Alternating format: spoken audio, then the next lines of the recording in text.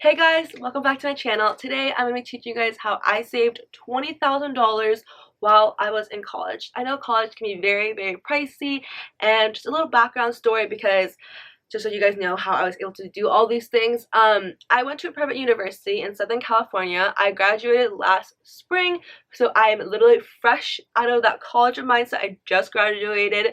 I actually graduated during the middle of a pandemic, but whatever.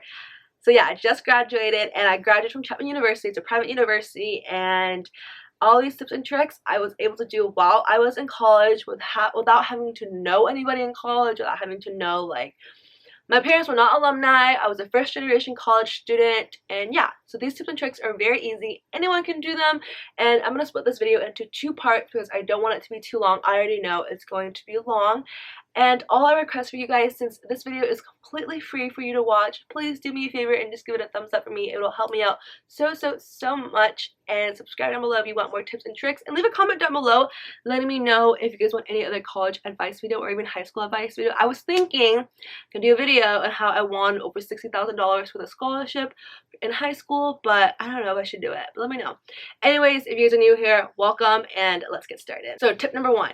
I'm not going to tell you the same old tip that every single college counselor, every single high school counselor tells you to do, which is to apply for FAFSA. I feel like that's very, like, obvious. If you don't apply for FAFSA, don't even watch this video. Just go apply for FAFSA. Like, just stop. Go apply for FAFSA.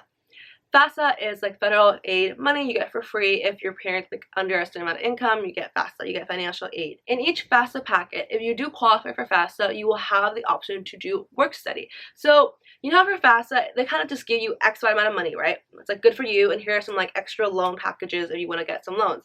Well, they also give you the option to do work study, and either a lot of people I know don't know what this is, or they don't take the opportunity to do this, which like makes me want to rip my hair out because it's literally so easy. Here is the thing that's so great about work study. I did not have any real jobs other than my work study jobs on campus, and I was able to make $3,000 every single year in college through work study. So that makes me make over $12,000 through work study alone.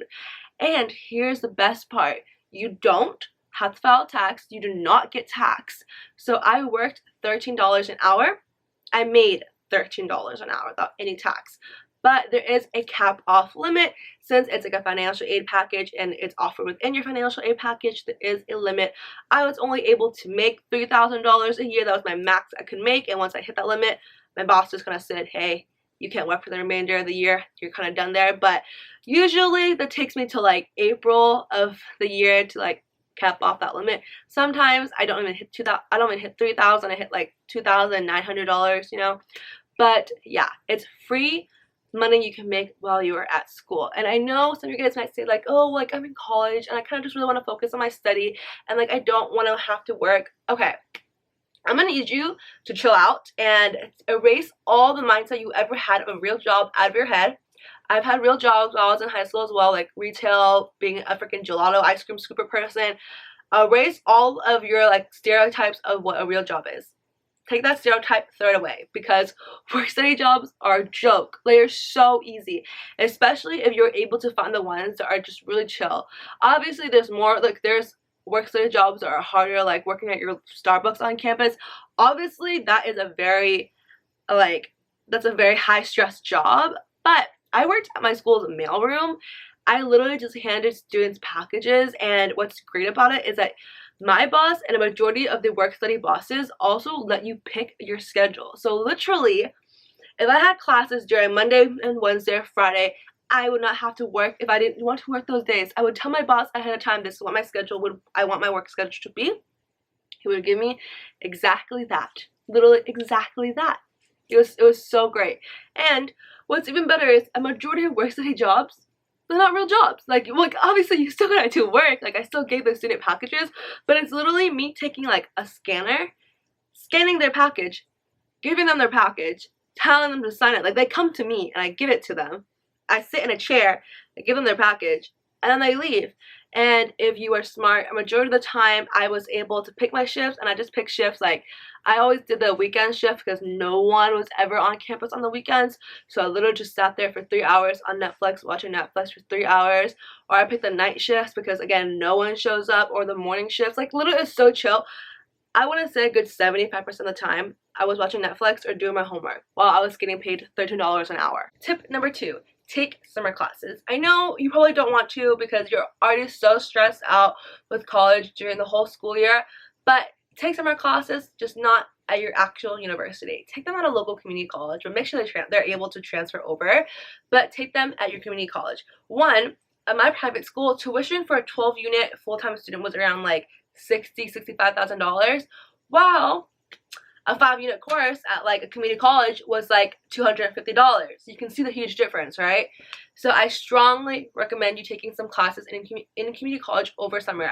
I always took one class. I believe there's one year I didn't take anything because I genuinely just did not need to take any classes. I was already set to graduate early. There was no point in me taking an extra class over summer. But if you're a freshman or sophomore, I strongly recommend you taking like a science class over summer. I took the second part of Gen Chem over summer one year. I also took microbiome over summer. Ask your RA or like ask people you know that are upperclassmen. Find out which classes are kind of hard and see if you're able to take those classes over summer. And majority of the time, taking classes at community college are a lot easier than taking it at your actual university. I always got very high marks on all my community college classes, while at my university, let me just say it was a very big struggle to even pass a few of those classes. So that's just a little tip for you guys. And also, taking classes at community college will actually give you more units and credits for your school, which means in the long run, you can graduate early, and graduating early means you save more money rather than paying like however much you pay a semester. You graduate a semester early like I did, you don't have to pay for that semester and you graduate early. Save your parents money, save yourself money, and save yourself time and stress. Tip number 3, it kind of goes in with graduating early. I obviously know graduating early is not for everybody. Some people just can't work their schedule to graduate early, but if you were able to graduate early, I graduated early. I graduated a semester early at my university, and I wish I knew this tip. Like, I genuinely wish I knew this tip. No one told me. I didn't find out about this until like last week, and I've already graduated college, and I'm pissed about it. So I'm gonna save you some money, okay? If you graduate early, talk to your financial aid office. Talk to them, tell them you're going to be graduating early, show them your credits, be like, I'm taking these amount of courses this semester, and that's all I need. I will be applying for graduation. Talk to your financial aid office and tell them.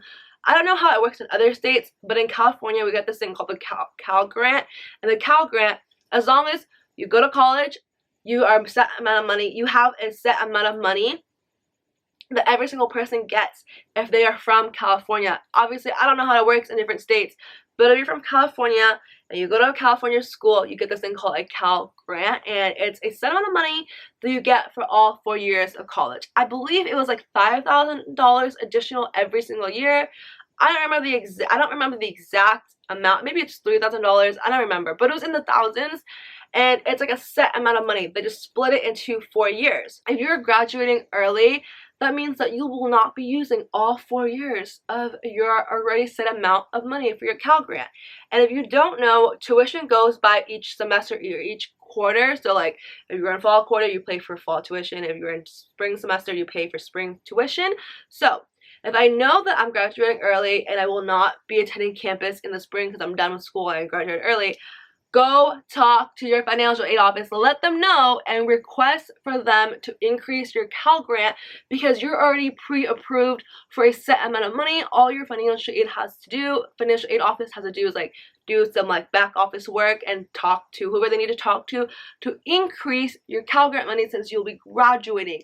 Because once you've graduated, let's say the Cal Grant people gave you $20,000 for all 4 years and you only use $15,000 because you graduated a semester early, you have an extra $5,000 left, they will not be giving you that money in cash or anything like that. Once you graduated, that's it.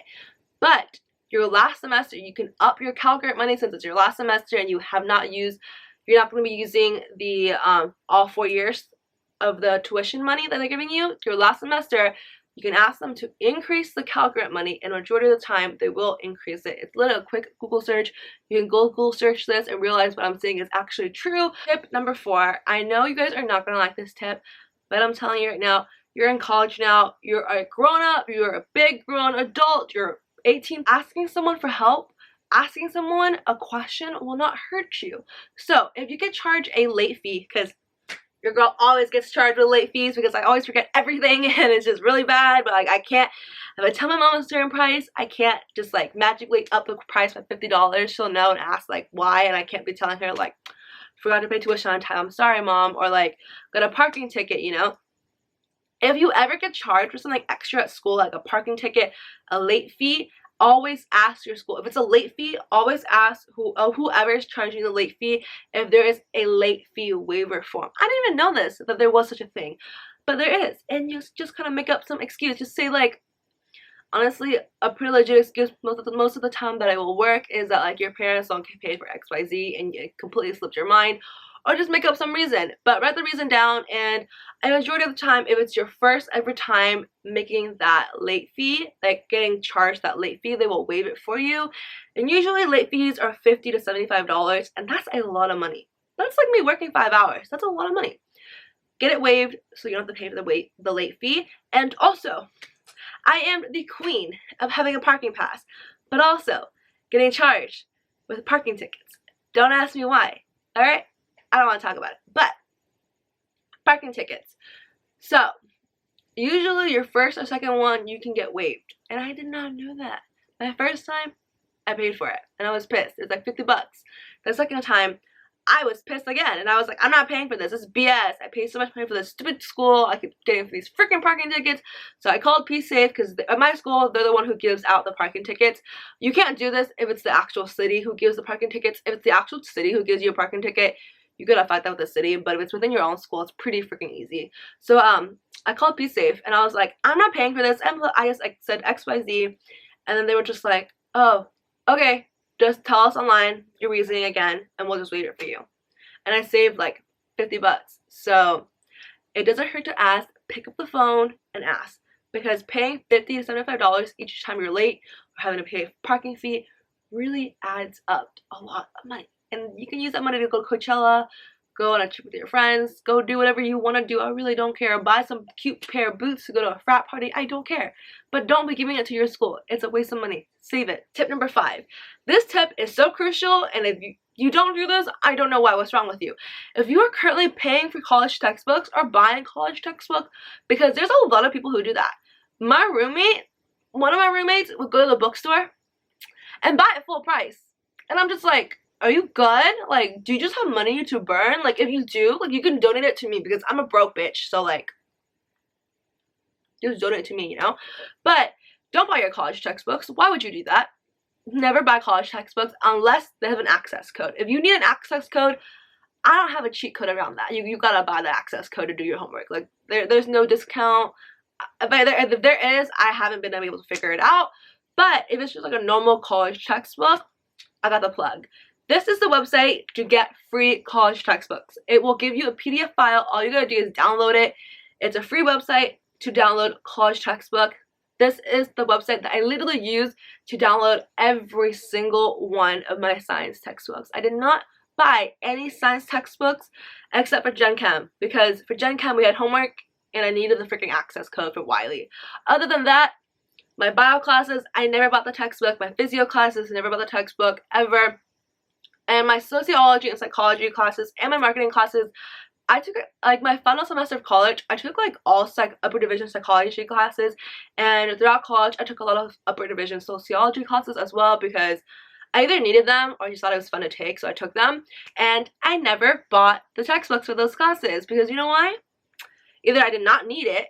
The teacher might say, oh, this is recommended, but like, read a freaking online on Rate My Professor to see if you actually need the textbooks, and ask your friends, like, if they've taken the class before you, or an upperclassman who's already taken the class. Ask them if you actually need the textbook. Don't just go around and buy the textbook, and if you need the textbook, look and see if you can find the PDF version. Always wait after the first day of class. I never understood those people who bought textbooks before class starts. Like, why? Why are you wasting money? Like, why? Usually, if the class doesn't have an access code and it's just a normal textbook that you need, and it's not on the website that I just gave you guys, a majority of the time, I don't know if it was just like my school or I got lucky and like I had really nice classmates, but someone always found the PDF version online and they kind of just airdropped it to the whole class. So I never ever had to buy any textbooks other than my econ class, my Gen Chem, and like, that was it. I think I had one more marketing class I had to buy a textbook for, which is so dumb. But other than that, every other class, people have found the online PDF version and they shared it with everyone. But, you know, if your school is bigger than mine was a private school, so, like, it didn't have that many people in a class. It had, like, 40 max or something. So I would really recommend you guys to just, there's a way to get everyone's email in your class. Literally, I don't care if you're embarrassed. Copy and paste all of their emails down, send one large fat email to everyone in class, and just ask like, hey, I'm blah blah blah, and like, I'm just wondering if any one of you have been able to find the online PDF version of the textbook. If you found it, can you please share it with me? Thank you so much. Like, it really doesn't hurt to ask. And if one of your classmates found the textbook, dude, that just saved you like 150 bucks, you know? It's literally the same thing, buying the textbook. And also, a majority of the time, some of your teachers will even have the textbook in the library saved. Usually, it's just like 1 or 2 copies in the library saved for their specific class. And you can actually just go to the library and use that textbook.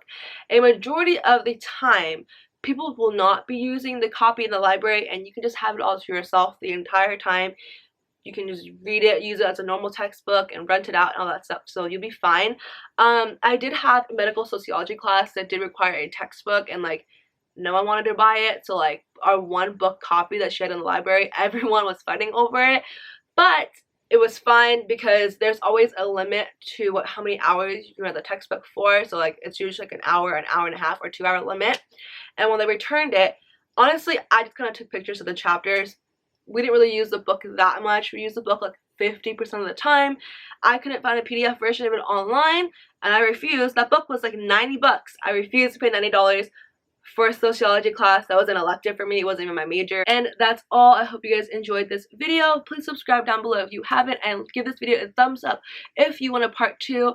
I will only upload a part 2 if you guys actually want me to, because I have never done like a college advice series on my channel, so I don't know how well it will do.